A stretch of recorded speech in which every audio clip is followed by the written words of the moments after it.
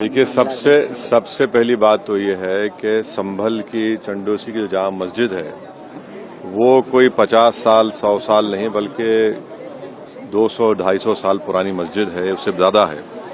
वहां पर कोर्ट की तरफ से बगैर मस्जिद के जिम्मेदारों को कमेटी को सुने उन्होंने एक एक्स पार्टी ऑर्डर पास कर दिया, वो गलत है। दूसरा ये है कि एक बार तो आपने गलत ऑर्डर दिया, सर्वे हो गया, दूसरा सर्वे जब किया आपने किसी को इत्तला नहीं दी। तीसरी बात यह है कि पुलिस का ये काम था कि मस्जिद कमेटी को कॉन्फिडेंस में लेते या वहां की पीस कमेटी को। चौथी बात यह है कि जो सर्वे करने लोग आ रहे हैं वो प्रोवोकेटिव स्लोगन्स लगा कर आ रहे हैं, वो वीडियो उसका है, पब्लिक डोमेन में है। और उसके बाद जो वहां पर वायलेंस हुआ जिसमें 3 मुसलमानों को गोली लगी, उनकी मौत हुई, हम इसका कंडेम करते हैं। ये फायरिंग नहीं बल्कि मर्डर है। और जब से बाबरी मस्जिद राम मंदिर का जजमेंट आया, जिस बात को मैं पर्टिकुलरली कह रहा हूं कि उस जजमेंट के बाद ये सब चीजें खुलेंगी और एक के बाद एक खुल रही हैं। एएसआई प्रोटेक्टेड मॉन्यूमेंट सब बातें कर रहे हैं, क्या एएसआई के कानून में नहीं है कि आप उसका रिलीजियस नेचर चेंज नहीं, कैरेक्टर चेंज नहीं कर सकते? किस बुनियाद पे कर रहे हैं ये? और आप किस बुनियाद पर अपने फेथ को दूसरों पे थोपेंगे? भाई, कानून कोई चीज है ही नहीं है। जिस दिन कोर्ट में सुनवाई होती है उसी दिन ऑर्डर हो जाता है, उस दिन सर्वे भी हो जाता है। ये तो 1948 में ऐसे ही होता है बाबरी मस्जिद में। तो ये जो फायरिंग हुई है ये फायरिंग नहीं है, मर्डर है।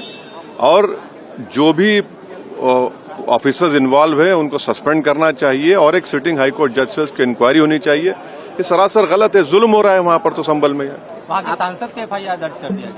आप जिस पे चाहे कर लीजिए भाई, जिस पे भी चाहे कर लीजिए, जज आप, जूरी आप, सब आप, तो बचेगा क्या फिर? अब सर, जेपीसी में आप लोगों ने समय मांगा है, क्या कहेंगे? जी, जैसा अभी आपने हमारे डेलीगेशन तरफ से बोला गया है, मैं उसको रिपीट करना नहीं चाहता। मगर स्पीकर साहब ने बड़ी इत्मीनान से हमारी पूरी जितने मेंबर्स 11 नॉन बीजेपी एमपीज गए थे उनकी बात को सुना। वो बोले कि इसके ऊपर कंसिडर करेंगे और हमको उम्मीद है कि ऑनरेबल स्पीकर साहब इसका टेन्योर बढ़ाएंगे। क्योंकि आप देखिए, बंगाल नहीं गई कमेटी, बिहार हम लोग नहीं गए, उत्तर प्रदेश में शिया वक्फ की प्रॉपर्टीज को हमने नहीं देखा। तो ऐसे कई, दिल्ली के मंत्री को बुलाना है, ऐसे कई स्टेट्स है जहां पर कमेटी को जाना चाहिए। वो स्टेक होल्डर्स हैं, उनकी बात को सुनना बहुत जरूरी है।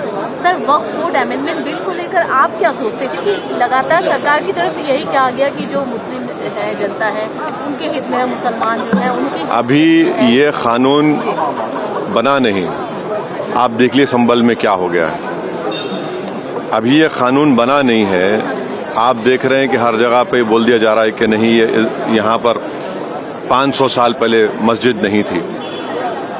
इस बिल में आप, ये बिल आर्टिकल 26 का वायलेट करता है।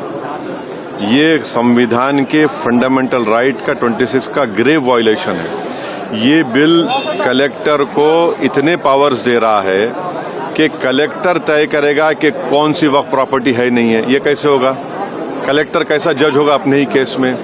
तीसरा, आप किस बुनियाद पर इस बिल में आप नॉन मुस्लिम को मेंबर बना रहे हैं? जितने धर्म की बुनियाद पर, चाहे वो हिंदू धर्म के एंडोमेंट बोर्ड्स हो, चाहे दिल्ली का एसजीपीसी हो या उसका एक्ट हो, या क्रिश्चियंस के जो भी उनके धर्म के संस्थान हैं, वहां पर तो कोई उसी धर्म का आदमी मेंबर बनता है। आप तो कंपलसरी स्टेट वक्फ बोर्ड में जहां पर 11 मुसलमान बनते थे, वहां पर आप मेजॉरिटी नॉन मुस्लिम बनाना चाह रहे हैं। सेंट्रल वक्फ काउंसिल में मेजॉरिटी ऑफ नॉन मुस्लिम बनाना चाह रहे हैं। क्यों करना चाह रहे हैं आप? ये क्या मकसद है आपका? कलेक्टर को इतना पावर दे रहे हैं। तो ये आर्टिकल 26 का ग्रेव वायलेशन है और इसीलिए वक्फ को बचाने के लिए नहीं लाया जा रहा है। ये वक्फ को खत्म करने के लिए, और वक्फ बोर्ड को सिर्फ एक पोस्ट ऑफिस बना के रखना चाह रहे हैं। तो जो वक्फ की प्रॉपर्टी है वो गवर्नमेंट की दी भी नहीं है, इसको मुसलमानों की गाड़े खून की कमाई है, तो आप उसको छीनना चाह रहे हैं। और उतना ही मकसद है सरकार का। आप देख रहे हैं संभल में क्या हो रहा है। ऐसे ही और वाकयात होते रहेंगे।